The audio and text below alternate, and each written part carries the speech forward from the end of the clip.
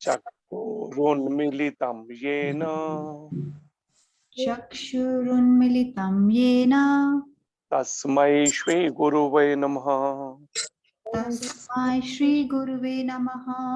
श्रीचैतन्यमनोभीष्टं श्रीचैतन्यमनोभीष्टं स्थापितं येन भूतले स्थापितं येन भूतले स्वयं रूपकदामयम् स्वयं रूप कदा मह्यं ददाति सोपदान्तिकम्। ददाति स्वपदान्तिकम्। वन्देऽहं श्रीगुरो वन्देऽहं श्रीगुरु श्रीयुतपदकमलम् श्रीयुत्पदकमलम् श्रीगुरून् वैष्णवांश्च श्रीगुरून् वैष्णवांश्च श्रीरूपं साग्रजातम् श्रीरूपं साग्रजातम् सहगण रघुनाथान्वितम् सहगण रघुनाथान्वितम् तं सजीवम् तं सजीवम् साद्वैतं सावधूतं साद्वैतं सावधूतं परिजन सहितं परिजन सहितं श्रीकृष्ण चैतन्य देवं श्रीकृष्ण चैतन्य देवं श्रीराधा कृष्ण पादां श्री राधा कृष्ण पादान् सहगण ललिता सहगण ललिता श्री विशाखान्वितांश्च श्री विशाखान्वितांश्च। हे कृष्ण करुणा सिंधु हे कृष्ण करुणा सिंधो दीनबंधु जगतपते दीनबन्धु जगत्पते गोपेश गोपिका कांत गोपेश गोपिकान्त श्री राधा कांत नमोस्तुते। श्री राधा कान्त नमोस्तुते। तप्त कांचन गौरांगी तप्त कांचन गौरांगी श्री राधे वृंदावनेश्वरी श्री राधे वृंदावनेश्वरी वृषभानुसुते देवी वृषभानुसुते देवी प्रणमामि हरिप्रिये। नमामि हरे प्रिये। वाञ्छाय कल्पतरुभ्यश्च वाञ्छाय कल्पतरुभ्यश्च कृपा सिन्धुभय एव च कृपा सिन्धुभ्य एव च पतितानां पावनेभ्यो पतितानां पावनेभ्यो वैष्णवेभ्यो नमो नमः। वैष्णवेभ्यो नमो नमः। नमः ॐ विष्णुपदाय नमः ॐ विष्णुपादाय कृष्णपृष्ठाय भूतले कृष्णपृष्ठाय भूतले श्रीमते नवयोगेन्द्र श्रीमते नवयोगेन्द्र गोस्वामिन् इति नामिने। गोस्वामिन् इति नामिने। नमस्ते प्रभुपाददेवे नमस्ते प्रभुपाददेवे नाम संकीर्तन प्रचारिणे नाम संकीर्तन प्रचारिणे विशेष शून्यवादी निर्विशेष शून्यवादी समस्त देश तारिणे। समस्त देशतारिणे। नमः ओम विष्णुपादाय नमः ॐ विष्णुपदाय कृष्णप्रेष्ठाय भूतले कृष्णपृष्ठाय भूतले कृष्णपृष्ठाय भूतले श्रीमते भक्ति वेदांत श्रीमते भक्तिवेदान्त स्वामिन् इति नामिने। स्वामिन् इति नामिने। नमस्ते सरस्वती देवे नमस्ते सरस्वती सरस्वती देवे गौरवाणी प्रचारिणे गौरवाणी प्रचारिणे निर्विशेष शून्यवादी निर्विशेष शून्यवादी पाश्चात्य देश तारिणे। पाश्चात्य देश तारिणे। जय श्री कृष्ण चैतन्य जय श्री कृष्ण चैतन्य जय प्रभु नित्यानंद प्रभु नित्यानंद श्री अद्वैत गदाधर श्री अद्वैत गदाधर श्रीवासादि गौर भक्त वृंद। श्रीवासादि गौर भक्त वृंद। अभी बोलिए, हरे कृष्ण हरे कृष्ण हरे कृष्णा हरे कृष्णा कृष्ण कृष्ण हरे हरे कृष्णा कृष्णा हरे हरे हरे राम हरे राम राम राम हरे हरे। राम राम हरे हरे। भगवान श्री कृष्ण की वाणी भगवत गीता की जय। जय श्री कृष्ण चंद्र भगवान की जय। जय अर्जुन जी महाराज की जय। जय श्रील प्रभुपाद महाराज की जय। जय श्री गुरु महाराज की जय। जय अनंत कोटि वैष्णव वृंद की जय। जय पिताई गौर प्रेमानंदे। हरि हरि बोल। हरि बोल। तो अभी जो ये प्रार्थना दोहराई है, इसका अनुवाद है जो अभी आपने बोला, ओम अज्ञान तिमिरांधस्य ज्ञानंजन शलाकय चक्षुरुन्मीलितम येन तस्मै श्री गुरुवे नमः। मैं घोर अज्ञान के अंधकार में उत्पन्न हुआ था और मेरे गुरु ने अपने ज्ञान रूपी प्रकाश से मेरी आंखें खोल दी। मैं उन्हें सादर नमस्कार करता हूँ। श्री चैतन्य मनोभीष्टम स्थापितम येन भूतले स्वयं रूप कदामयम ददाति सोपदांतिकम। शिल रूप गोस्वामी प्रभुपाद कब मुझे अपने चरण कमलों की शरण प्रदान करेंगे, जिन्होंने इस जगत में भगवान चैतन्य की इच्छा की पूर्ति के लिए प्रचार योजना या मिशन की स्थापना की। चैतन्य महाप्रभु के जो प्रमुख अनुयायी थे उनमें से थे श्रील रूप गोस्वामी जी। उनके चरणों में यह प्रार्थना की गई है कि वो हम पर कृपा करें, अपने चरण कमलों की शरण प्रदान करें हमें।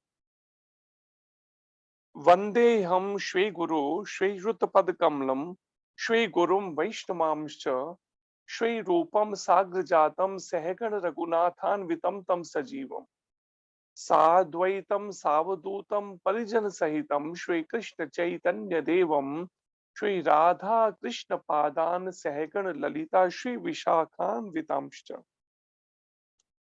अनुवाद, मैं अपने गुरु के चरण कमलों को तथा समस्त वैष्णवों के चरणों को नमस्कार करता हूँ।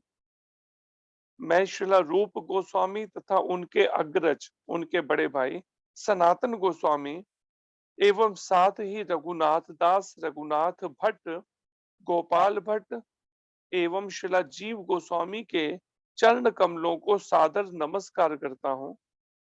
मैं भगवान कृष्ण चैतन्य तथा भगवान नित्यानंद के साथ साथ अद्वैत आचार्य गदाधर, श्रीवास तथा अन्य पार्षदों को सादर प्रणाम करता हूँ। मैं श्रीमती राधा रानी तथा श्री कृष्ण को श्री ललिता तथा श्री विशाखा सखियों सहित सादर नमस्कार करता हूँ।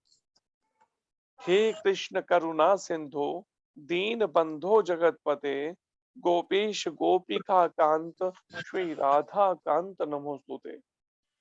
हे कृष्ण, आप दुखियों के सखा तथा सृष्टि के उद्गम हैं।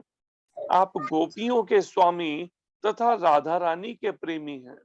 मैं आपको सादर प्रणाम करता हूँ। तप्त कांचन गौरांगी श्री राधे वृंदावनेश्वरी वृषभानु सुते देवी प्रणमामि हरि प्रिय। मैं उन राधा रानी को प्रणाम करता हूँ जिनकी शारीरिक कांति पिघले सोने के सदृश है, जो वृंदावन की महारानी है। आज आप राजा वृषभानु की पुत्री हैं और भगवान श्री कृष्ण को अत्यंत प्रिय है। और फिर सभी वैष्णवों के चरणों में वंदन करते हुए, वांछाय कल्पतरुभ्यश्च कृपा सिंधु भय एव च पतितानां पावनेभ्यो वैष्णवेभ्यो नमो नमः। मैं भगवान के समस्त वैष्णव भक्तों को सादर नमस्कार करता हूँ। वे कल्प वृक्ष के समान सबों की इच्छाएं पूर्ण करने में समर्थ हैं तथा पतित जीवात्माओं के प्रति अत्यंत दयालु हैं। श्री कृष्ण चैतन्य प्रभु नित्यानंद, श्री अद्वैत गदाधर श्रीवासादि गौर भक्तवृंद। और फिर भगवान मैं श्री कृष्ण चैतन्य जो स्वयं कृष्ण है, प्रभु नित्यानंद जो भगवान बलराम जी हैं, श्री अद्वैत जो महाविष्णु भगवान के अवतार हैं, गदाधर जो राधा जी का अवतार है, और श्रीवास जो नारद जी का अवतार, और उनके साथ समस्त भक्तों को सादर प्रणाम करता हूँ, गौरांग महाप्रभु के समस्त भक्तों को। और फिर ये हरे कृष्ण मंत्र का एक तरह से मंगलाचरण के रूप में ये शुरू में प्रार्थना करके फिर हमें भगवत गीता को समझने का प्रयास करना चाहिए। तो दूसरा अध्याय श्रीमद् भगवत गीता यथारूप का, जिसका शीर्षक है गीता का सार, और श्लोक संख्या है 46। सभी दोहराने का प्रयास कीजिए पीछे। यावान जितना सारा जितना सारा अर्थ प्रयोजन होता है प्रयोजन होता है उद्पाने पानी जलकूप में जल में सर्वतः सर्व सभी प्रकार से संप्लुत उदकई विशाल जलाशय में तावान उसी तरह सर्वेषु समस्त वेदेषु देशु वेदों में वेदों में ब्राह्मणस्य ब्राह्मणस्य पर ब्रह्म को जानने वाले का परब्रह्म को जानने वाले का विजानतः विजानतः पूर्ण ज्ञानी का पूर्ण ज्ञानी का यावनार्थ उद्पानये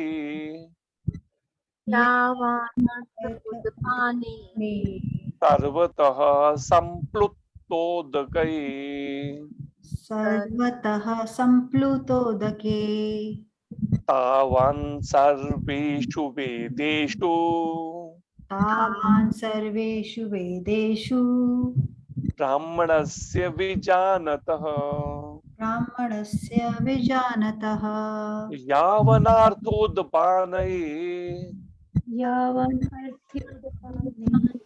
सर्वतः संप्लुतोदकये संप्लुतोदके तावन सर्वेषु वेदेषु तावान् सर्वेषु वेदेषु ब्राह्मणस्य विजानतः ब्राह्मणस्य विजानतः यावनार्थ उद्पानये यावनर्थोदपाने सर्वतः संप्लुतोदकये सर्वतः संप्लुतोदके तावन् सर्वेषु वेदेषु भगवान् सर्वेषु वेदेषु ब्राह्मणस्य विजानतः। ब्राह्मणस्य विजानतः। पढ़िए आप में से।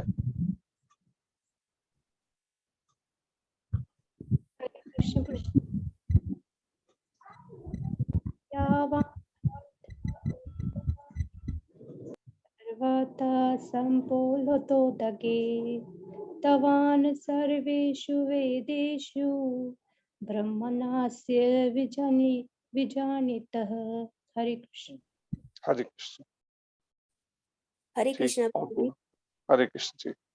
यावनर्थोदपाने सर्वतः संप्लुतोदके तावान् सर्वेषु वेदेषु ब्राह्मणस्य विजानतः। ठीक। हरे कृष्णा प्रभु जी। हरे कृष्ण जी। यावानर्थ उदपाने सर्वतः संप्लुतोदके तावान् सर्वेषु वेदेषु ब्राह्मणस्य विजानतः। हरे कृष्णा प्रभु जी। हरे कृष्ण। ठीक। हरे कृष्ण प्रभु जी। हरे कृष्ण जी। यावनर्थ उद्पाने सर्वतः संप्लुतोदके तावान् सर्वेषु वेदेषु ब्राह्मणेषु विजानीतः। ठीक। ठीक। अनुवाद दोहराइए सभी। एक छोटे से कूप का एक छोटे से कूप का सारा कार्य सारा कार्य एक विशाल जलाशय से एक विशाल जलाशय से तुरंत पूरा हो जाता है। तुरंत पूरा हो जाता है। इसी प्रकार इसी प्रकार वेदों के आंतरिक तात्पर्य जानने वाले को वेदों के आंतरिक तात्पर्य जानने वाले को उनके सारे प्रयोजन उनके सारे प्रयोजन सिद्ध हो जाते हैं। सिद्ध हो जाते हैं। तात्पर्य अर्चनीय वंदनीय प्रातः स्मरणीय जगदुशील प्रभुपाद महाराज की जय। श्री गुरु महाराज की जय। तो यहाँ पर भगवान कृष्ण जो समझाना चाहते हैं, उससे पहले आप में से कोई एक पैराग्राफ फर्स्ट पढ़िए इसका तात्पर्य का। जी ज्योति माता जी पढ़िए। वेदों के कर्म कांड विभाग में वर्णित अनुष्ठानों एवं यज्ञों का ध्येय आत्म साक्षात्कार के क्रमिक विकास को प्रोत्साहित करना है और आत्म साक्षात्कार का ध्येय भगवत गीता के 15वें अध्याय में 15.15 इस प्रकार स्पष्ट किया गया है। वेद अध्ययन का ध्येय जगत के आदि कारण भगवान कृष्ण को जानना है। अतः आत्म साक्षात्कार का अर्थ है कृष्ण को तथा उसके साथ अपने शाश्वत संबंध को समझना। कृष्ण के साथ जीवों के संबंध का भी उल्लेख भगवत गीता के 15वें अध्याय में 15.7 ही हुआ है। जीवात्माएं भगवान के अंश स्वरूप हैं। अतः प्रत्येक जीव द्वारा कृष्ण भावनामृत को जागृत करना वैदिक ज्ञान की सर्वोच्च पूर्णावस्था है। श्रीमद् भागवत में 3.33.7 इसकी पुष्टि इस प्रकार हुई है। अहो बत शोपचो अतो गरियान यज्जीहर यज्वीहवाग्रहि वर्तते नाम तुभ्यं ते पुस्ततपस्ते जुहुवु शस्त्रुरार्यः ब्रह्मानु नाम गृणन्ति ये ते। पढ़िए। हे प्रभु, हे प्रभु, आपके पवित्र नाम का जाप करने वाला भले ही चांडाल जैसे निम्न परिवार से क्यों न उत्पन्न हुआ हो, किंतु वह आत्म साक्षात्कार के सर्वोच्च पद पर स्थित होता है। ऐसा व्यक्ति अवश्य ही वैदिक अनुष्ठानों के अनुसार सारी तपस्याएं संपन्न किए होता है और अनेकानेक बार तीर्थ स्थानों में स्नान करके वेदों का अध्ययन किए होता है। ऐसा व्यक्ति आर्य कुल में सर्वश्रेष्ठ माना जाता है। तो यहाँ पर जो बात विषय सब भगवान कृष्ण वर्णन कर रहे हैं कि एक छोटे से कूप कहते हैं कुएं को। जैसे कुएं में एक थोड़ा सा लिमिटेड एक पानी है, जल है, लेकिन अगर किसी को एक बड़ा विशाल जलाशय पानी का एक कुंड या सरोवर मिल जाए तो उसे छोटे से किसी कुएं की फिर आवश्यकता नहीं रहेगी। उस बड़े जलाशय से वो एक छोटे कुएं का सारा कार्य पूरा हो सकता है। जितना भी जल चाहिए जो लोग कुएं से भरते हैं, अगर उन्हें जलाशय मिल जाए, जल का एक सरोवर, तो उससे वो अपना जल की पूर्ति कर सकते हैं। जैसे इसी प्रकार वेदों के आंतरिक तात्पर्य को जानने वाले को, आंतरिक तात्पर्य शब्द का मतलब क्या है, या वेदों का आंतरिक, क्योंकि वेदों में जो वर्णन है सामान्यतः वेदों में वर्णन है सकाम कर्म के बारे में कि किस तरह के कर्मों को करने से, किस तरह के अनुष्ठानों को करने से, किस तरह की पूजाओं को करने से हमें बदले में किस तरह के पुण्य या हमें सब फल प्राप्त होंगे, इसका वर्णन है वेदों के अंदर। हम इस तरह का ये अनुष्ठान करें तो बदले में ये फल मिलेगा, हमें ऐसा करें तो ये फल मिलेगा। इस तरह का वेदों में वर्णन है सकाम कर्म, या जिससे दूसरा नाम कर्म कांड भी कह सकते हैं। जैसे आजकल सामान्यतः आप देखेंगे तो कर्मकांडी ब्राह्मण कहे जाते हैं, जो तरह तरह की पूजाएं, अनुष्ठान ये सब करवाते हैं। लेकिन वेदों का आंतरिक तात्पर्य है भगवान श्री कृष्ण को समझना, भगवान कृष्ण को जानना।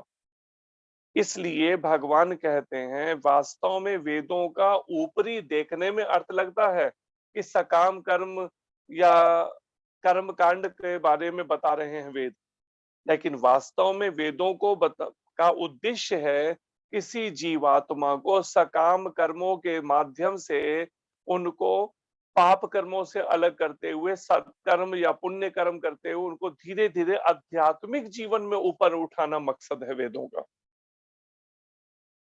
तो इसलिए जो व्यक्ति, जो साधक वेदों के आंतरिक तात्पर्य को जान लेता है कि वेदों का आंतरिक तात्पर्य है भगवान कृष्ण को समझना, भगवान कृष्ण से अपने संबंध को समझना, रिश्ते को, भगवान कृष्ण को जानना। जैसे यहाँ पर भी वर्णन है कि जैसे आत्म साक्षात्कार का अर्थ है कृष्ण को तथा उनके साथ अपने शाश्वत संबंध को समझना।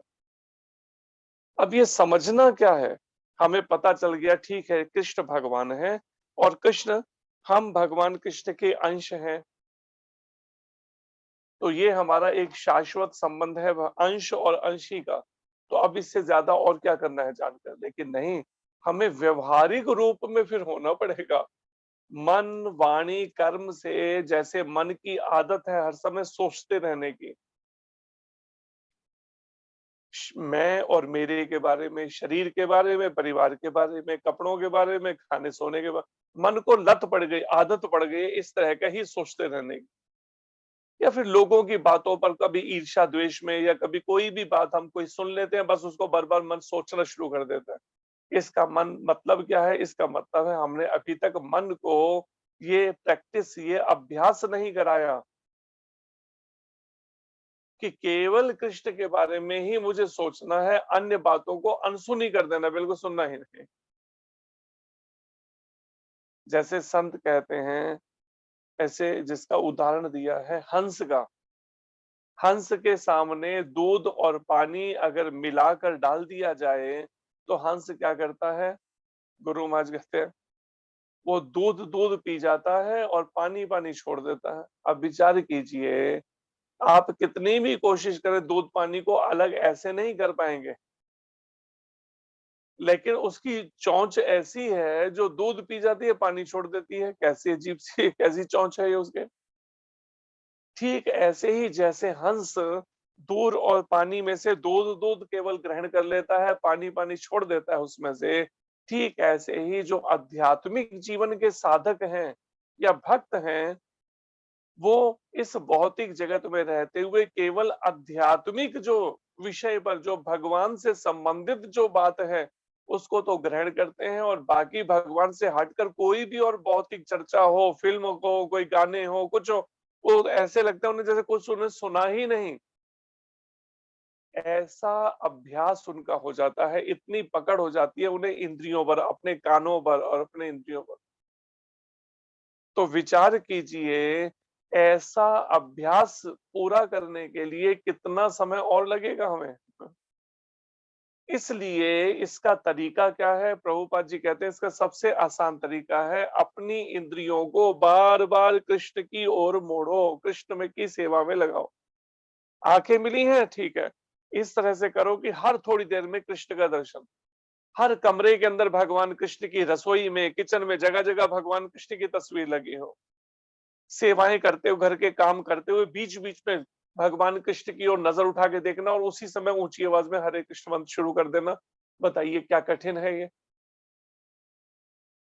अपने बेडरूम के अंदर, अपने हर रूम में, ड्राइंग रूम में, किचन में, हर जगह पे वो भगवान कृष्ण की तस्वीर हो, चित्रपट हो, हल्की आवाज में हरे कृष्ण की धुन चलने वाली मशीन आती है, वो चल रही हो घर के अंदर, जिससे बार बार ध्यान भगवान कृष्ण की ओर कान जाए। भगवान कृष्ण की लीलाओं का श्रवण करना शुद्ध भक्त के माध्यम से, भगवत गीता भागवत के माध्यम से उनकी लीलाओं का अध्ययन करना, उनकी शिक्षाओं का। इसी तरह नाक से भगवान को अर्पण की गए जो पुष्प है भगवान को, और इत्र है, उसकी सुगंध लेना प्रसाद रूप में।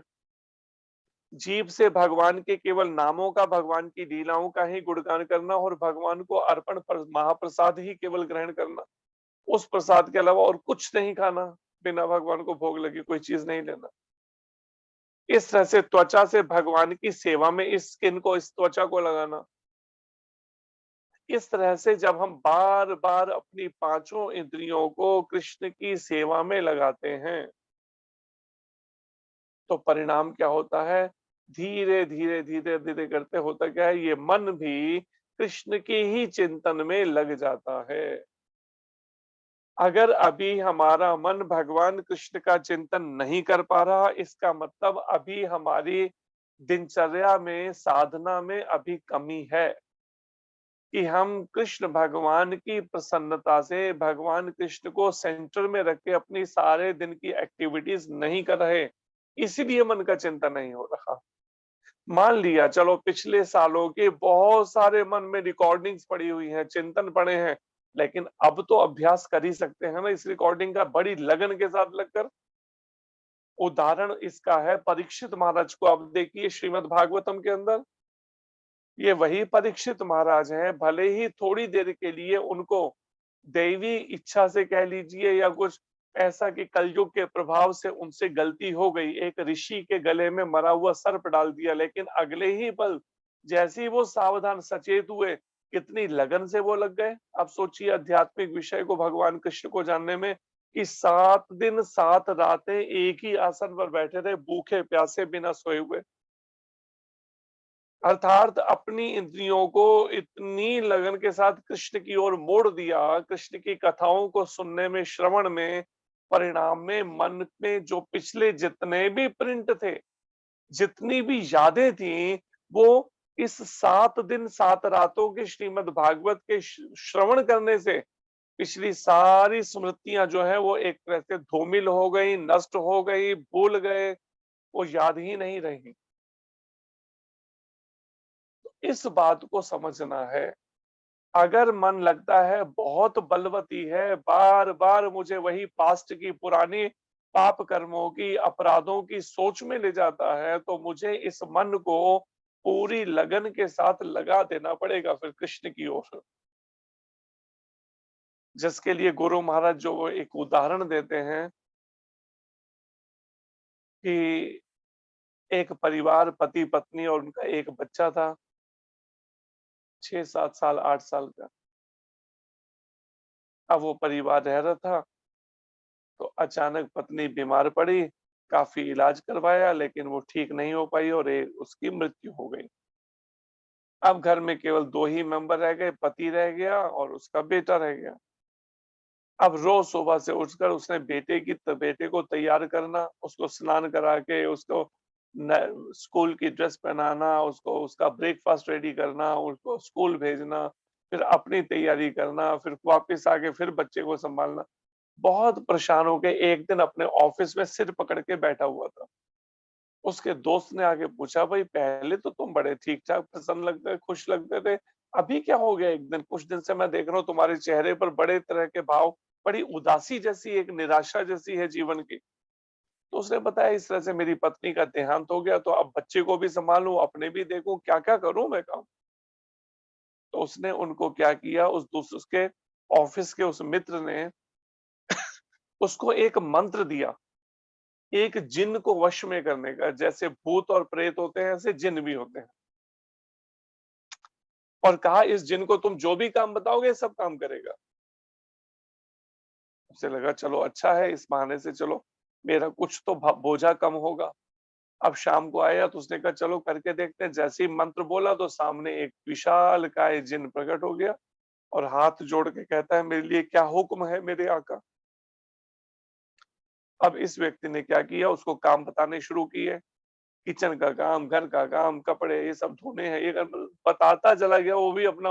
अब वो जिनके लिए क्या कठिन है, वो जाए और करके आ जाए, जाए और करके आ जाए।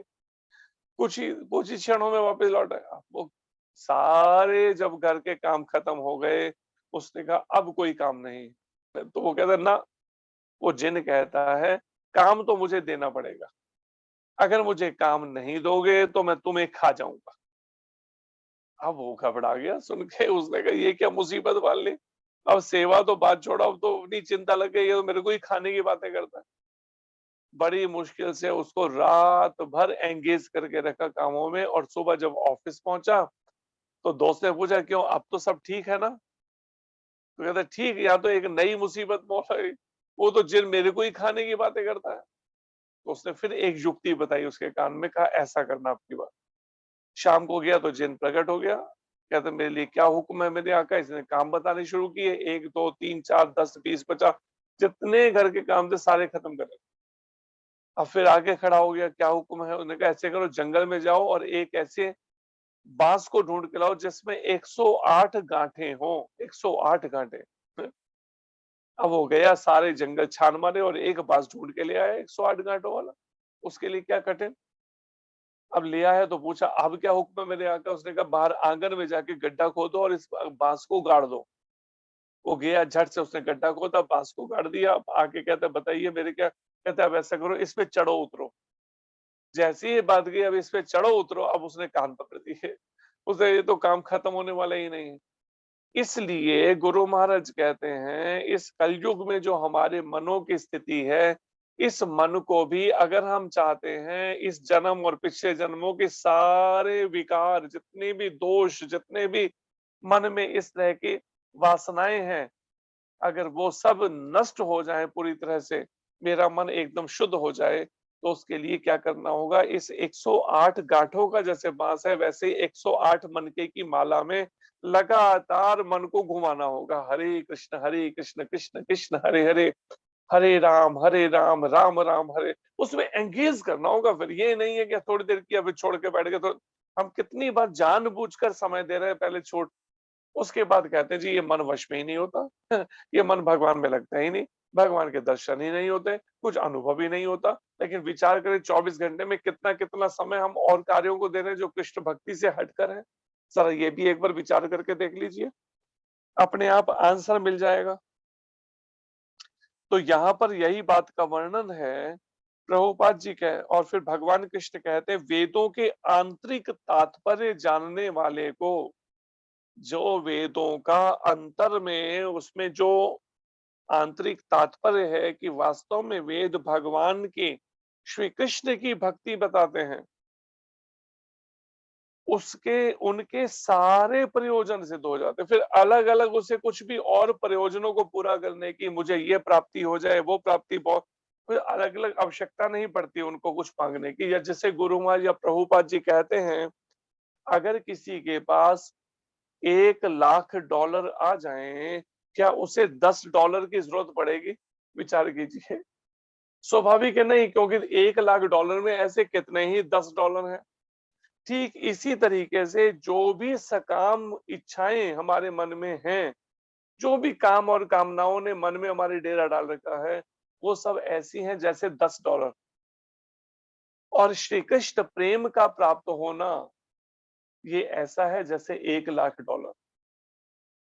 तो इससे हम विचार समझ सकते हैं इस बात से कि हमें ऐसे छोटी छोटी मन की इच्छाओं कामनाओं में अपने जीवन को नष्ट नहीं करना चाहिए, केवल इस भौतिकतावादी दौड़ में, या केवल का हमें कृष्ण प्रेम कृष्ण भक्ति कैसे प्राप्त हो इसकी चिंता करनी चाहिए। तो यहाँ पर यही बात को समझाया जा रहा है। प्रभुपाद जी कहते हैं वेदों के कर्म कांड विभाग में, वेदों में जो अलग अलग विभाग हैं उसमें एक विभाग है सकाम कर्मों का या कर्म कांड का। विभाग में वर्णित अनुष्ठान, उसमें जो जो अनुष्ठान, जो जो तरह की पूजाएं, अनुष्ठान या यज्ञ बताए गए हैं, उनका ध्येय जो है, उनका लक्ष्य जो है वो क्या है, आत्म साक्षात्कार के क्रमिक विकास को प्रोत्साहित, मकसद है वेदों का, वेदों के कर्मकांड विभाग का धीरे धीरे धीरे धीरे करके वो क्रमिक विकास करे, धीरे धीरे क्रम से आत्म साक्षात्कार के मार्ग पर उन्नति करे। ये मकसद है वेदों का। वेदों का मकसद उसे केवल सकाम कर्मों के में और उनके फलों में उलझा देना नहीं है, उन सकाम कर्मों के माध्यम से उन्हें निष्काम कर्म करने का तरीका सिखाने के, उसमें धीरे धीरे उन्नति करने के लिए वो मार्गदर्शन वेदों में है। और आत्म साक्षात्कार का जो ध्येय है, भगवत गीता के 15वें अध्याय के 15वें श्लोक में इसका वर्णन है ध्येय का, जिसमें भगवान श्री कृष्ण कहते हैं, सर्वस्य चाहम हृदय सन्निविष्टो मत्तः स्मृतिर ज्ञान मपोहनम च वेदैश्च सर्वैरहमेव वेद्यो वेदांत कृत वेद विदेव चाहम। मैं प्रत्येक जीव के हृदय में आसीन हूं। ये भगवान कृष्ण अर्जुन से कह रहे हैं। इसलिए हमें 1% भी, 1% भी इस पर संशय नहीं करना चाहिए। अगर हम भगवान कृष्ण के शब्दों पर पूरा विश्वास ना करके संशय करें, तो वो व्यक्ति कभी भी गीता के अंतरतम आंतरिक उन तात्पर्यों को, उन भावों को नहीं जान सकता, या भगवान कृष्ण को की भक्ति या उनकी प्राप्ति नहीं कर सकेगा। स्वयं भगवान कहते हैं, मैं प्रत्येक जीव के हृदय में आसीन हूं। ये मैं कौन बोल रहा है? भगवान कृष्ण कह रहे हैं। लेकिन कई मूर्ख ऐसा बोलते हैं, जो कृष्ण कह रहे हैं ना, वो कृष्ण नहीं कह रहे, उनके हृदय में जो परमात्मा बैठा वो बोल रहे हैं, निराकार ईश्वर जो है। इस तरह से मनगणंत बहुत सारे ऐसे पंथ चल रहे हैं कलयुग में, जो इस तरह की मनगणंत अर्थ कर रहे हैं श्लोकों का, जबकि भगवान स्पष्ट कह रहे हैं कि मैं प्रत्येक जीव के हृदय में आसीन हूं। हृदय में आसीन, उसमें विराजमान हूं हृदय में, प्रत्येक जीव के। प्रत्येक जीव का मतलब है सभी योनियों के, मनुष्य, पशु, पक्षी, वृक्ष, पेड़ पौधे, हर 84 लाख योनियों में सभी के हृदय में आसीन हूं। और मुझ से ही स्मृति, ज्ञान तथा विस्मृति होते हैं। स्मृति कहते हैं याददाश्त, ज्ञान कहते हैं ये भगवत ज्ञान से, भगवान से संबंधित अपने संबंध को समझना, और विस्मृति कहते हैं भूल जाना, फिर दोबारा भुलावे में रहना, भगवान को भूलकर केवल शरीर और से अपनी पहचान करना, इंद्रियों के तर्पण में लगना। तो स्मृति, ज्ञान और विस्मृति भगवान कहते हैं ये तीनों के तीनों मेरे से ही होते हैं, मुझसे ही होते हैं। अर्थात जो भगवान की इंद्रियों पर संयम करके, इंद्रियों और मन पर अगर भगवान की भक्ति में लगता है, तो भगवान उसे स्मृति देते हैं, याददाश्त देते हैं। कोई अगर भगवान को वास्तव में समझना और जानना चाहता है, तो उसे ज्ञान देते हैं। और जो विषय भोगों में लग जाता है, तामसिक तमोगुणी जीवन में लग जाता है, रजोगुणी जीवन में, उसको विस्मृत, उसकी स्मरण शक्ति को खा जाते हैं, मार देते हैं। जो बुरे कर्मों में लगता है, गंदे कर्म करेगा, पाप कर्म करेगा, अपराध करेगा, उसकी स्मृति मारी जाती है। तो मुझे कुछ याद ही नहीं रहता। तो आज कलयुग के प्रभाव से क्या है, सभी की लगभग स्मृति याददाश्त जो है मारी गई है। और वो स्मृति उसे याद ही कुछ नहीं कहता, मुझे याद ही कुछ नहीं रहता। अभी हम सुनते हैं, अगले पल थोड़ी देर में भूल जाते हैं। ये भूल क्यों जाते हैं? क्योंकि भोगों में मन ऐसा लगा हुआ है कि परिणाम में मन जब तक भोगों से हटेगा नहीं, या भोगों में जो शक्ति अपनी बर्बाद कर दी इंद्रियों की, उसका परिणाम है ये हालत हो गई कि अब याद ही कुछ नहीं रहता। अगर अब याद कुछ नहीं रहता, तो विचार करिए कि अंते नारायण स्मृति, आखिरी समय में नारायण का स्मरण कैसे होगा। अंत में नारायण का स्मरण करने के लिए, इसलिए शास्त्र कहता है जीवन भर इसका अभ्यास करना होगा। उठते बैठते चलते फिरते चैतन्य महाप्रभु कहते हैं नाम बंद नहीं होना चाहिए, नाम जप बंद नहीं, नाम कीर्तन बंद नहीं होना चाहिए। ऐसा अगर कोई अभ्यास करेगा तो संभव है। लेकिन बार बार नाम जप छोड़ के अगर संसारिकता के अंदर वो समय लगाता है, संसारिक संबंधों, संसारिक मैं और मेरे में, तू और तेरे में अगर उलझाता है अपने को, तो आखिरी समय फिर मैं मेरा और तू और तेरा ही याद आएगा। उसी घर में या तो कॉकरोच बन के घूमिए, या चूहा बन के घूमिए, या फिर उस घर के दरवाजे पे कुत्ता बन के बैठे रहिए। इस तरह के अनेक है। वैसे गुरु महाराज बताते हैं, एक सेठ था, उसकी बड़ी दुकान थी, सुबह से जाता था दुकान खोलना, बाहर दुकान के बैठने का एक स्थान बना था जिसे थड़ा कहते हैं एक उसमें भाषा में, पंजाबी। तो वो थड़ा हुआ, उस पे वो अपना जाके पहले दुकान में जल का छींटा देना, जो भी थोड़ा बहुत अगरबत्ती धूप करनी है करके उस थड़े पे बैठना, सुबह से लेके शाम तक, रात तक उस पे बैठ के, रात को दुकान जब बंद होती तो घर जाना।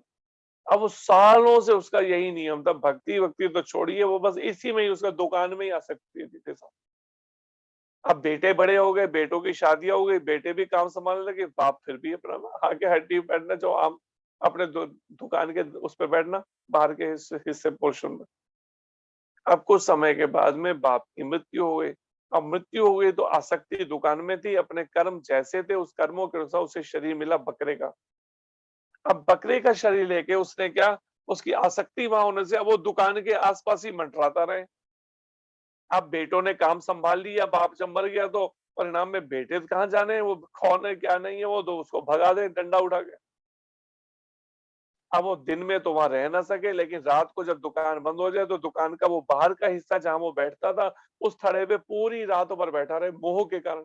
लेकिन अब ज्ञान नहीं है, उस मोह को छोड़े। मनुष्य जीवन में केवल इस मोह को हम त्याग कर सकते हैं, इस ज्ञान की, इस भक्ति की तलवार के द्वारा काट सकते हैं इस अज्ञान को, देहात्म बुद्धि की इस विचारधारा सोच को।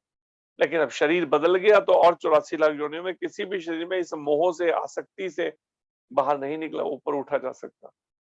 तो परिणाम उस पे बैठा रहे, और सुबह जब बेटे आए दुकान खोले तो वहां से उठे, इतनी आसक्ति। अब वो दुकान उसी पे थड़े पे बैठा।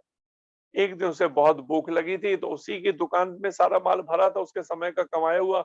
उसे थोड़ा सा जौ की जो बोरी रखी थी उसमें मुंह मार दिया, भूख लगी थी, कुछ दाने मुंह में डाल दिए।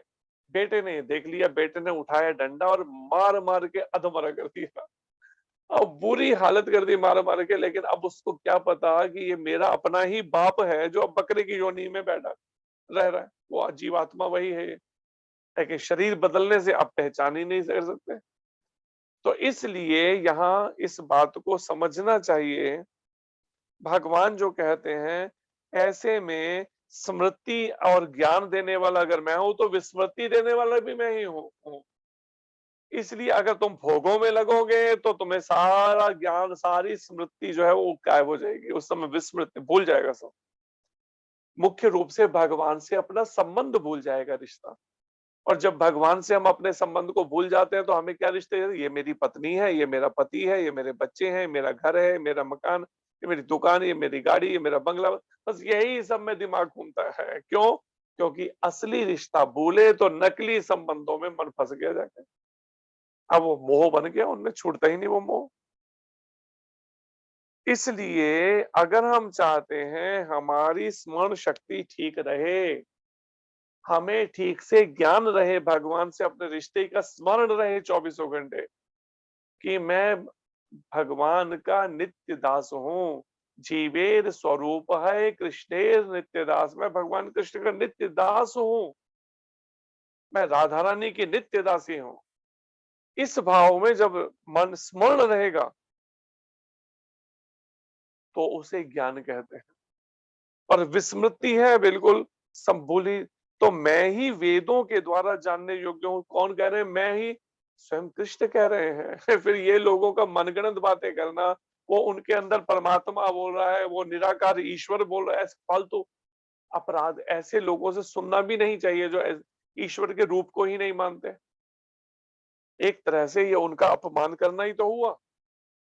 मैं कहूँ हाँ, मैं आपके नाम के बारे में ठीक है मैंने सुना, लेकिन मैं आपका अपमान करूं, तिरस्कार करूं शरीर से, तो आप भी सोचेंगे जी क्या आप कैसे व्यक्ति हैं कि देखो ये तो तरह तरह से अपमान निरादर ही कर रहे हैं। तो आप इसलिए वो जाना ही नहीं चाहेगा वहां पे, इच्छा ही नहीं होगी उनके से मिलने पर। ठीक ऐसे ही ये अपराधी सारे हैं कि मायावादी कृष्णेर अपराधी, जो भगवान कृष्ण के शरीर को भी माया का बना हुआ नश्वर मानते हैं, सब के सब ये कृष्ण के प्रति अपराधी हैं और भरमार है ऐसे लोगों की आज के समाज में। करोड़ों अरबों लोग हैं इस तरह के अपराधी जो भगवान के रूप को ही नहीं मानते। लेकिन भगवान गीता में स्पष्ट कह रहे हैं, मैं ही वेदों द्वारा जानने योग्य हूं, वेदों द्वारा मुझे ही जानने योग्य हूं। निस्संदेह, इसमें कोई संदेह नहीं है कि मैं वेदांत का संकलन करता। ये जितने भी वेद है ना, साम वेद, ऋग वेद, अथर्ववेद, ये सब वेदों का जो संकलन करता वो मैं ही हूँ। यजुर्वेद, इनका संकलन करने वाला मैं हूं। मैंने ही सृष्टि के आरंभ में ये चारों वेदों का जो ज्ञान है दिव्य, ये ज्ञान किनको दिया? पहले ब्रह्मा जी को दिया। ब्रह्मा जी ने फिर आगे नारद जी, और इस तरह से आगे ज्ञान वेदों का चला।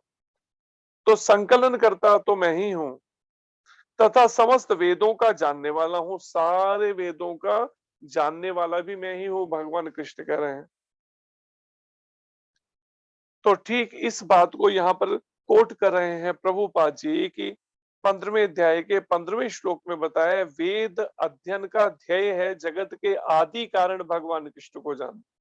इस संसार का जो आदि कारण है, मूल कारण है, जिससे सारी सृष्टि उत्पन्न हुई है, जिस सृष्टि में हम मोह में फंसे हैं, मैं और मेरे के और परिवार घर के, वो सब का मूल कारण कृष्ण कहते हैं वो मैं हूं। मेरे को ही जानना उद्देश्य है। अतः आत्म साक्षात्कार का अर्थ है कृष्ण को तथा उनके साथ अपने शाश्वत संबंध को जानना। अगर हमने भगवान कृष्ण को जान लेते हैं कि भगवान कृष्ण सर्व कारण, सबके कारण हैं, संपूर्ण ब्रह्मांडों, संपूर्ण सृष्टियों, सारे संबंधों, सारे रिश्तों, सबके कारण कृष्ण हैं, और भगवान कृष्ण से मेरा शाश्वत एक अपना भी संबंध, रिश्ता है, अगर इसे कोई जान ले तो इसे ही आत्म साक्षात्कार कहते हैं। और जब तक मुझे अपने से भगवान कृष्ण का क्या शाश्वत मेरा संबंध है, रिश्ता है, नहीं मालूम चल पा रहा, इसका मतलब अभी मन भगवान कृष्ण पर पूरी तरह से केंद्रित नहीं हुआ। अभी मन पूरी तरह से भौतिक भोगों से हटा नहीं, इसलिए वो कृष्ण का चिंतन या कृष्ण से अपने शाश्वत संबंध को नहीं समझ पा रहा। जब बाकी सारे जड़ जगत से हम अपने मन को हटाकर केवल कृष्ण पर केंद्रित करने का अभ्यास कर लेंगे, उसी समय हमें हमारा संबंध याद आ जाएगा। जैसे हम जिसे कह सकते हैं बहिर्मुख से अंतर्मुख हो जाएंगे। अभी जो हमारे इंद्रियां और मन बाहरी जगत में फंसे हुए हैं, बाहरी संबंधों में, शरीर से संबंधित, तब तक हम उस शाश्वत रिश्ते को, संबंध को जान नहीं पा रहे, तब तक आत्म साक्षात्कार नहीं हो सकता। जब तक काम, क्रोध, मोह, लोभ, अहंकार या ईर्ष्या, द्वेष कुछ भी मन में पड़ा है, क्लेश मात्र। कृष्ण के साथ जीवों के संबंध का उल्लेख भगवत गीता के 15वें अध्याय के 7वें श्लोक में भी हुआ है। इस बारे में क्या उल्लेख? वो जीवात्माएं भगवान के अंश स्वरूप हैं। 15वें अध्याय के 7वें श्लोक में वर्णन है, जीवात्माएं जो हैं भगवान के अंश स्वरूप हैं। और ऐसे में यहाँ वर्णन है, ममे वंशो जीवलोके जीव भूता सनातनः मना षष्ठानि इंद्रियाणि प्रकृति स्थानी कर्षति।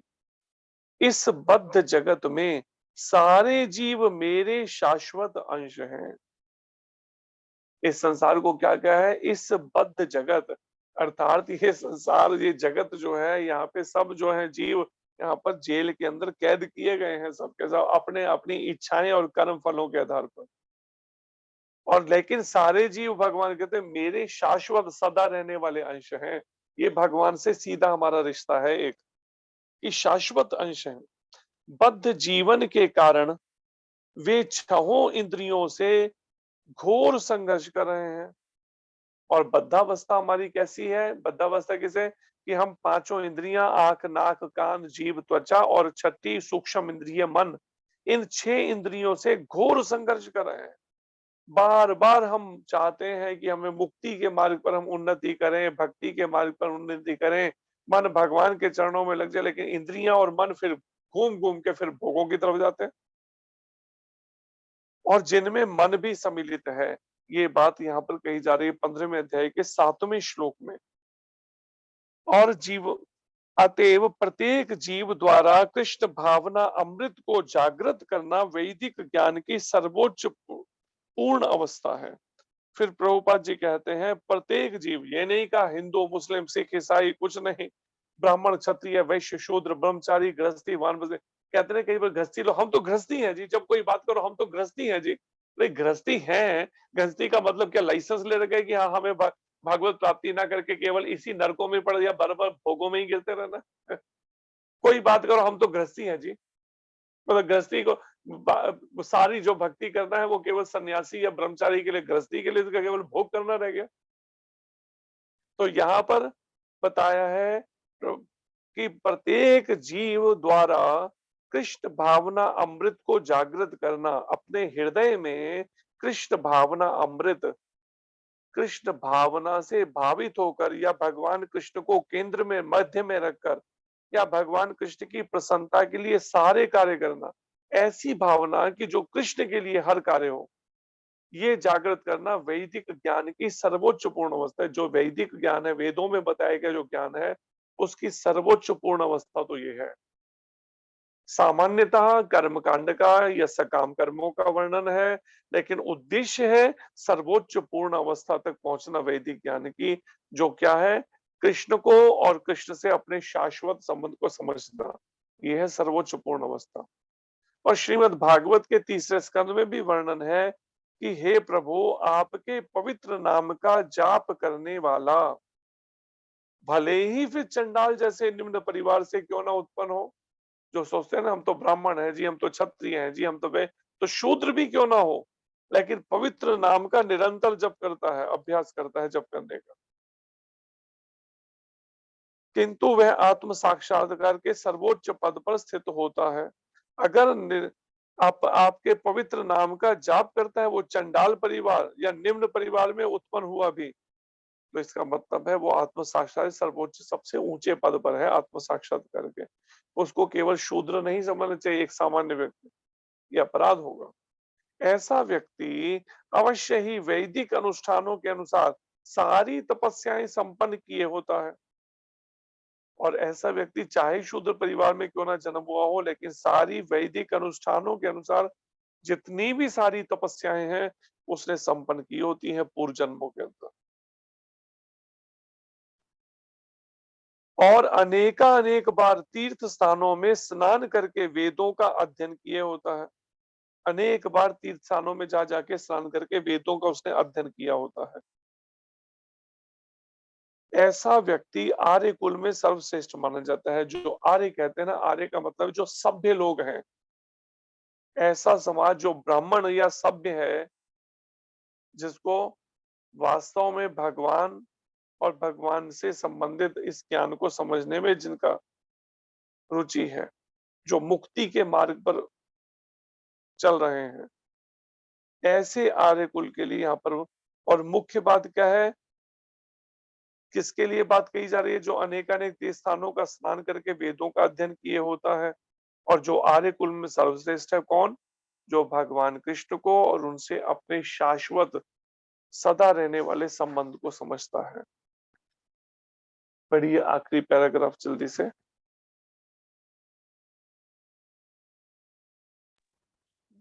हरे कृष्णा जी।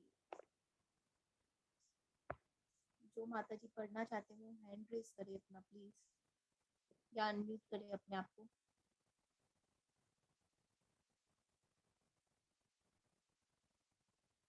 जी वंदिता माता जी आप ही पढ़िए।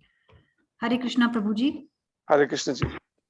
अतः मनुष्य को इतना बुद्धिमान तो होना ही चाहिए कि केवल अनुष्ठानों के प्रति आसक्त ना रहकर वेदों के उद्देश्य को समझे और अधिकाधिक इंद्रिय तृप्ति के लिए ही स्वर्ग लोक जाने की कामना ना करे। इस युग में सामान्य व्यक्ति के लिए न तो वैदिक अनुष्ठानों के समस्त विधि विधानों का पालन करना संभव है और न सारे वेदांत तथा उपनिषदों का सर्वांग अध्ययन कर पाना सहज है। वेदों के उद्देश्य को संपन्न करने के लिए प्रचुर समय, शक्ति, ज्ञान तथा साधन की आवश्यकता होती है। इस युग में ऐसा कर पाना संभव नहीं है, किंतु वैदिक संस्कृति का परम लक्ष्य भगवान नाम कीर्तन द्वारा प्राप्त हो जाता है, जिसकी संस्तुति पतित आत्माओं के उद्धारक भगवान चैतन्य द्वारा हुई है। जब चैतन्य महाप्रभु से महान पंडित, वैदिक पंडित प्रकाशानंद सरस्वती ने पूछा कि आप वेदांत दर्शन का अध्ययन ना करके एक भावुक की भांति पवित्र नाम का कीर्तन क्यों करते हैं, तो उन्होंने उत्तर दिया कि मेरे गुरु ने मुझे बड़ा मूर्ख समझकर भगवान कृष्ण के नाम का कीर्तन करने की आज्ञा दी है। अतः उन्होंने ऐसा ही किया और वे पागल की भांति भावोन्मुक्त हो गए। इस कलयुग में अधिकांश जनता मूर्ख है और वेदांत दर्शन समझ पाने के लिए पर्याप्त शिक्षित नहीं है। वेदांत दर्शन के परम उद्देश्य की पूर्ति भगवान के पवित्र नाम का कीर्तन करने से हो जाती है। वेदांत वैदिक ज्ञान की पराकाष्ठा है और वेदांत दर्शन के प्रणेता तथा ज्ञाता भगवान श्री कृष्ण है। सबसे बड़ा वेदांती तो वह महात्मा है जो भगवान के पवित्र नाम का जाप करने में आनंद लेता है। संपूर्ण वैदिक रहस्यवाद का यही चरम उद्देश्य है। हरे कृष्णा प्रभु जी। तो ये मुख्य बात है समझने वाली कि एक यहाँ पर प्रभुपाद जी कहते हैं कि वेदों का जो उद्देश्य है, अगर उसको संपन्न करने के लिए क्या चाहिए, एक तो सबसे पहले प्रचुर एक सफिशिएंट टाइम चाहिए, समय चाहिए इतना कि आप पहले तो संस्कृत को जानते हो ठीक से, व्याकरण को, संस्कृत को, और फिर आप वेदों का पूरा विधिवत अध्ययन करें पूरा। उसके लिए उतना समय, उतनी बुद्धि, उतना ज्ञान, उतनी शक्ति, साधन सब चाहिए। लेकिन वहीं पर ही इस युग में, जबकि कलयुग में ऐसा संभव नहीं है, लोग अल्पायु हैं, मंद बुद्धि हैं, स्मरण शक्ति मारी गई है भोगों में लग के, तो ऐसी स्थिति में क्या करें? वो वही रास्ता तो तय करना, तो कैसे करें? तो प्रभुपाद जी कहते हैं वैदिक संस्कृति का परम लक्ष्य क्या है? भागवत नाम कीर्तन द्वारा भी प्राप्त हो सकता है इसका लक्ष्य। वेदों को जानने समझने का जो समझना है, वो भगवत नाम, भगवान के नामों के कीर्तन द्वारा भी प्राप्त हो जाता है, जिसकी संस्तुति और फिर इसका प्रमाण चैतन्य महाप्रभु हैं, जो स्वयं भगवान कृष्ण चैतन्य महाप्रभु के रूप में आकर पतित आत्माओं के उद्धार के लिए उन्होंने क्या किया? स्वयं ही, भले वेदों का भी उन्होंने अध्ययन किया पाठशाला में, लेकिन मुख्य रूप से वो सबको हरि नाम ही अपनी, फिर इन्होंने जब पाठशाला खोली चैतन्य महाप्रभु ने, जगह जगह के जब छात्र थे उसमें, तो वेदों को समझाते थे उनको, वैदिक ज्ञान को, लेकिन किस तरह समझाते थे? शुरुआत करते थे वेदों से, एंड करते थे भगवान कृष्ण पर। कोई भी बात समझो भगवान कृष्ण से, तो शुरुआत वेदों से लेके एंड होगा भगवान कृष्ण के ऊपर, नाम के ऊपर, भगवान कृष्ण के नाम जब, भगवान कृष्ण के नामों का कीर्तन। इस तरह का उन्होंने वेदों का अर्थ करा महाप्रभु ने। तो ऐसे में चैतन्य महाप्रभु ने जहां दीक्षा ली थी, सन्यास दीक्षा ली थी, तो वो एक मायावादी सन्यासी थे, उनसे दीक्षा लिए। उनका नाम था केशव भारती जी। तो जब मायावाद से सन्यास लिया उन्होंने, सन्यास दीक्षा उनसे ली, लेकिन साथ में ही ईश्वरपुरी जी से भी उन्होंने दीक्षा से हरि नाम ले लिया। अब ये निरंतर हरि नाम का जप कीर्तन करते रहते, आंखों से अश्रु बहते रहते। और तब काशी का जो ये सन्यासी था प्रकाशानंद सरस्वती, जब काशी में आए महाप्रभु भक्तों के साथ में, तो प्रकाशानंद सरस्वती को बड़ी, जो है ना, ज्ञानी होते हैं, ज्ञानी अभिमानी, भक्त जो होता है वो विनम्र होता है, लेकिन ज्ञानी अभिमानी होता है। तो प्रकाशानंद के 10,000 सन्यासी शिष्य थे, 10,000 शिष्य नहीं थे, 10,000 सन्यासी शिष्य, और पता नहीं कितने और शिष्य होंगे उसके अलावा अन्य। तो ऐसा वो प्रकाशानंद को जब पता चला, सैकड़ों हजारों लोग हजूम बना के उनके पीछे चलते हैं कीर्तन में, और ये भावुक होकर नृत्य करते हैं, तो उसको बड़ा अंदर से ईर्ष्या जैसी होने लगी। प्रकाशानंद कहता है काशी तो ज्ञान की नहीं है, वहां पर भक्ति नहीं है, भक्ति तो वृंदावन में है, ब्रिज में है। तो प्रकाशानंद कहता है अपने जो अन्य उनके अनुयायी और जो थे उनके, कहता है कि चैतन्य की भावकाली यहाँ बिकने वाली नहीं है। भावकाली मतलब जो जिस तरह का वो भाव से कीर्तन करते, भावुक होके और आंखों से, काशी में तो सब ज्ञान के चक्कर में पड़े हुए हैं, तो इसलिए यहाँ भावकाली बिकने वाली नहीं है। तो जब ये शब्द चैतन्य महाप्रभु तक पहुंचे किसी माध्यम से कि प्रकाशानंद तो आपके बारे में ऐसी बात कर रहे हैं, जो उस समय काशी का एक बड़ा सन्यासी था जिसके इतने हजारों सन्यासी, तो चैतन्य महाप्रभु मुस्कुराते हुए कहते हैं कि अगर ये कहता है प्रकाश कि मेरी भावकालियां बिकने वाली नहीं है, तो मैं क्या साथ ये बोझा जो उठा के क्या साथ लेके आगे जाऊंगा क्या काशी से? जब अगर काशी में हो तो औने पौने में यहीं पे बेच जाऊंगा, मतलब जो भी भाव मिलेगा यही बेच दूंगा, जैसा भी मिलेगा। लेकिन मैं इतना बोझा उठा के आगे जाने वाला नहीं हो, ये हरि नाम। तो उस समय तो चले गए महाप्रभु वहां से काशी से, क्योंकि अभी तो वृंदावन जा रहे थे, लेकिन वापसी में फिर जब काशी से होकर निकलने लगे, तब प्रकाशानंद, तब महाप्रभु के जो है, तब ये फिर निंदा करने लगा प्रकाश।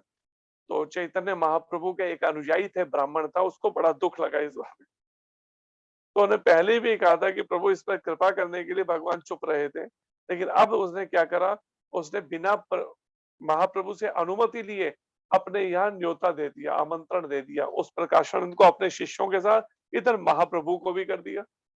महाप्रभु को पहले बताया नहीं, उनको पहले दिया और फिर महाप्रभु कहता है कि ऐसे ऐसे मैंने उनको, मेरे को बड़ा मन में गलानी दुख लगता है, मैं सुन नहीं सकता आपकी निंदा, जो प्रकाशानंद करता आपके लिए अपशब्द बोलते मेरे से नहीं सुनी जाती, इसलिए मैंने अपने यहाँ कल मैंने प्रसादम में उनको, प्रकाशानंद को अपने शिष्यों के साथ बुलाया, और आप भी आए, और मैं चाहता हूँ वहां पर आप इस पर कृपा करें, इसको जो ये आपकी निंदा कर। महाप्रभु चुप रहे। ठीक, जब देखा अब कर ही लिए, तो महाप्रभु ने सोचा लगता अब इसकी बुद्धि ठीक करनी होगी, तो भगवान ने भी स्वीकार कर दिया। और अगले दिन जब प्रकाशानंद पहुंच गया अपने शिष्यों के साथ, एक बड़े ऊंचे आसन पर बैठा हुआ था, क्योंकि अभिमान है ना, इतने हजारों शिष्य उसके, तो ऊंचे आसन पर बैठा था। महाप्रभु आए, हरे कृष्ण कृष्ण कृष्ण हरे हरे, हरे राम राम राम हरे हरे हरे, लगातार जप करते हुए दृष्टि जमीन पे गाड़े हुए बड़ी विनम्रता पूर्वक आए, और जहां पर चरण पैर धोने का स्थान था, वहां पर अपने चरण पखारे, धोए, और वहीं पर ही गंदली जगह पे बैठ गए, जमीन पर ही। अब प्रकाशानंद तो सोचा था कि इतने हजारों इसके पीछे चलते हैं चैतन्य के, तो बड़ा अब ये भी अभिमानी और वो होगा, अपने जैसे सोचा ना, कहते हैं जैसी दृष्टि वैसी सृष्टि। मेरे मन में काम वासना, तो मुझे लगता है सारे कामी लोग हैं संसार के अंदर। मेरे अंदर क्रोध है तो लगता है सभी क्रोधी हैं, मेरे अंदर लोभ है तो लगता है सभी लालची लोग हैं संसार में। तो अपने जैसी दृष्टि वैसी सृष्टि। अब वो प्रकाशानंद चैतन्य महाप्रभु के बारे में वैसा सोचने लगा, लेकिन जब देखा वो तो इतनी गंदी सी जगह, उधर जगह पे ही बैठ गए जहाँ चरण धोने की जगह।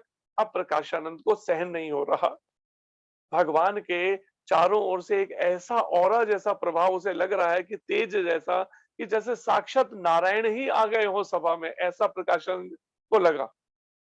प्रकाशानंद कहता है, अपने आसन से ही कहता है महाप्रभु को कि चैतन्य को, आपके लिए ये उचित स्थान नहीं है बैठने का, जहां बैठ, आप आइए मेरे पास बैठिए। उन्होंने कहा इसे प्रेम से समझाऊंगा इसे कि ये जब हमारी ही संप्रदाय का सन्यासी है, मायावादी संप्रदाय, तो इनको भी वेदों के अध्ययन में लगना चाहिए, कहाँ ये हरि नाम के चक्कर में लगे हुए हैं, भावुक होके नाचते हैं, ये कोई सन्यासी का धर्म है कोई? क्योंकि ज्ञान मार्गी तो शुष्क है उनके हृदय, ज्ञान के कारण निराकार ईश्वर को मान। तो चैतन्य महाप्रभु को जो उन्होंने आग्रह किया, तो महाप्रभु वहीं से दृष्टि नीचे करके कहते हैं, नहीं मैं नीच संप्रदाय का सन्यासी हूं ना, क्योंकि इसमें भी मायावादियों में भी 12 अलग अलग संप्रदाय होते हैं, तो उनमें से ये भारती जो है निम्न संप्रदाय, सरस्वती सबसे ऊपर का संप्रदाय है, सबसे ऊपर का वो माना जाता है इसमें सन्यास का। तो मैं बड़े निम्न का हूं ना उसका सन्यास, तो इसलिए मैं, मेरे लिए यही उच्च स्थान उचित है। महाप्रभु नहीं उठे।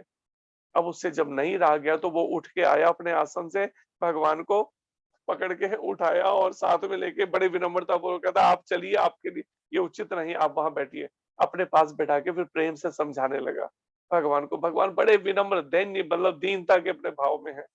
तो कहता है, देखिए आपने हमारी संप्रदाय में संन्यास ले रखा है, पर आपके लिए ऐसा भावुक होके रोना, आंसू बहाना, कीर्तन करना, नाचना, ये ठीक नहीं। आप ऐसा क्यों करते हैं? आप वेदों का अध्ययन क्यों नहीं करते? वेदों का पठन पाठन अध्ययन करिए। तो महाप्रभु ने तब ये शब्द कहे जो यहाँ पर वर्णित है। महाप्रभु कहते हैं, मैं अपने गुरु के पास गया, और मैंने अपने गुरु को कहा, जब गुरुदेव ने मेरे को मंत्र दिया और मैं उसका जप करने लगा तो मेरी स्थिति आ गई कि मैं पागलों की तरह बिल्कुल हो गया, नाम जप करते हुए भावुक हो जाता, आंखों से अश्रु बहने लगते, शरीर में रोमांच, कंपन और ये सब अष्ट सात्विक भाव जागने। तो मैंने अपने गुरुदेव से कहा, गुरुदेव ये मेरे को क्या हो गया, कहीं मैं पागल तो नहीं हो गया? तो मेरे गुरुदेव ने कहा नहीं।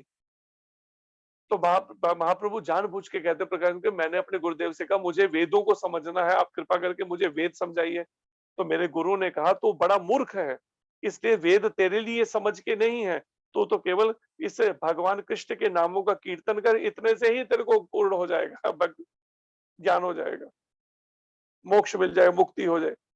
तो मैंने गुरुदेव की बात मान के कीर्तन करना शुरू किया और मेरी ऐसी स्थिति। तो मतलब ये बताना चाहते हैं कलयुग के लोग जो लगे हैं वेदों का अध्ययन और ये सब करने में, इस कलयुग के लिए संभव नहीं है, कलयुग में जहां पे उनकी स्मृतियां ही नहीं, स्मरण शक्ति ही मारी गई। तो ये बात को यहाँ समझना है। अतः उन्होंने ऐसा ही किया और वे पागल की भांति भावों उन्मत्त हो गए चैतन्य महाप्रभु। इस कलयुग में अधिकांश जनता, प्रभुपाद जी कहते मूर्ख है और वेदांत दर्शन समझ पाने के लिए पर्याप्त शिक्षित भी नहीं है वेदों को समझ। इसलिए वेदांत दर्शन के परम उद्देश्य की पूर्ति, जो वेदों का दर्शन है उसका परम उद्देश्य जो है भगवान को समझना, श्री कृष्ण को, तो भगवान के पवित्र नाम का कीर्तन करने से भी वो सिद्धि प्राप्त हो जाएगी, जो वेदों के अध्ययन और श्रवण से और उसके जीवन में आचरण से होती है, वो नाम से हो जाएगी, पवित्र नाम के कीर्तन से। वेदांत वैदिक ज्ञान की पराकाष्ठा है, वैदिक ज्ञान के सबसे पराकाष्ठा है वेदांत जो दर्शन है। और वेदांत दर्शन के प्रणेता तथा ज्ञाता भगवान कृष्ण है। भगवान कृष्ण ही ब्रह्मा जी को सृष्टि के आरंभ में ये वेदों का ज्ञान दिया है सर्वप्रथम। सबसे बड़ा वेदांती तो वह महात्मा है जो भगवान के पवित्र नाम का जप करने में आनंद लेता है। बताइए, सबसे बड़ा वो पता है, प्रभुपाद जी कहते वेदांती वो है। इसलिए प्रभुपाद जी के नाम के साथ भी वो टाइटल नेम जुड़ा है ना, श्रीला भक्ति वेदांत स्वामी। उन्होंने वेदों का अध्ययन किया, वेदों का वो सब, वेदों की व्याख्या भी की, लेकिन भक्ति परक व्याख्या की, ज्ञान परक नहीं की, खुश ज्ञान, खाली शुष्क ज्ञान के, निराकारवाद का, प्रभुपाद जी ने। इसलिए उन्हें ये टाइटल मिला भक्ति वेदांत स्वामी का।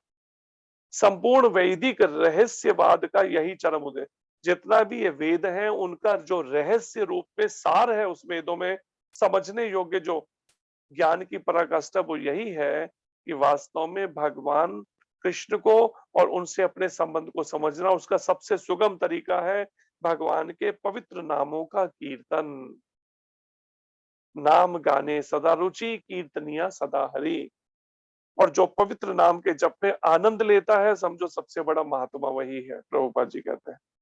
हरे कृष्ण। धन्यवाद आप सबका। कोई प्रश्न हो तो कर सकते हैं। हरे कृष्णा। हरे कृष्ण जी। बहुत धन्यवाद आपका। किसी का कोई प्रश्न है तो पूछ सकते हैं।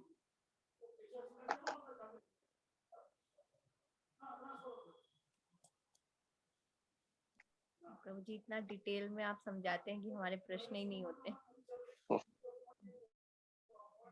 जी प्रभु जी, कोई क्वेश्चन नहीं आ रहा।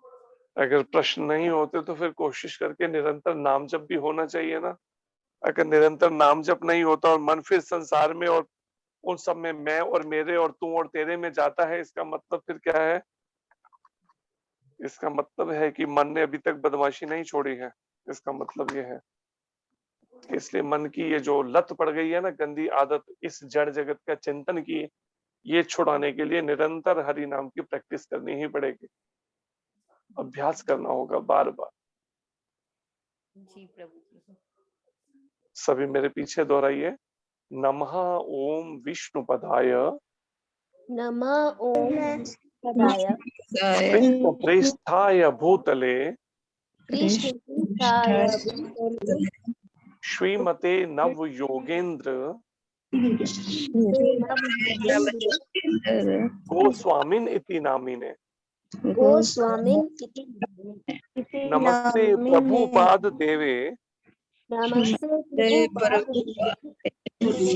नाम संकीर्तन प्रचारिणे नाम संकीर्तन प्रचारिणे निर्विशेष शून्यवादी निर्विशेष शून्यवादी समस्त देशतारे समस्त देशतारे नमः ओम विष्णुपदाय नमः पदाय कृष्ण प्रेष्ठाय भूतले कृष्णाय श्रीमते भक्ति वेदांत श्रीमती भक्तिवेदांत स्वामिन इति नामिने स्वामिन इति नामिने नमस्ते सरस्वती देवे नमस्ते सरस्वती देवे गौरवाणी प्रचारिणे गौरवाणी प्रचारिणे निर्विशेष शून्यवादी निर्विशेषवादी पाश्चात्य देश तारिणे पाश्चात्य देशतारिणे जय श्री कृष्ण चैतन्य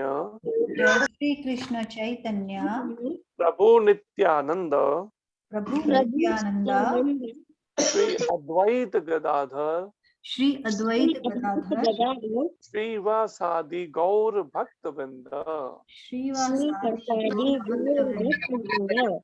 हरे कृष्ण हरे कृष्ण हरे हरे कृष्ण कृष्ण कृष्ण कृष्ण हरे हरे कृष्ण कृष्ण हरे हरे हरे राम हरे राम हरे राम राम राम हरे हरे राम राम राम हरे राम भगवान श्री कृष्ण की वाणी भगवत गीता की जय।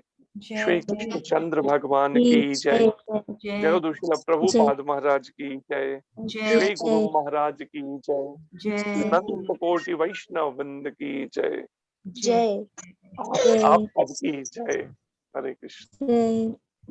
हरे कृष्ण। प्रभु जी वांछा कल्पतरुभ्यश्च कृपा सिंधुभ्य एव च पतितानां पावनेभ्यो श्री वैष्णवेभ्यो नमो नमः। अनंत कोटि वैष्णव वृंद की जय। शील प्रभुपाद की जय। गुरु महाराज की जय। संजय व्यास प्रभु जी की जय। जय गौर प्रेमानंदे दंडवत प्रणाम प्रभु जी। हरे कृष्णा। हरे कृष्ण जी। हरे कृष्ण। प्रभु जी दंडवत प्रणाम प्रभु जी। हरे कृष्ण। हरे कृष्ण। हरे कृष्णा प्रभु जी दंडवत प्रणाम। हरे कृष्ण जी। हरे कृष्ण। हरे कृष्ण जी मीटिंग एंड करें। जी। हरे कृष्ण। प्रभु जी दंडवत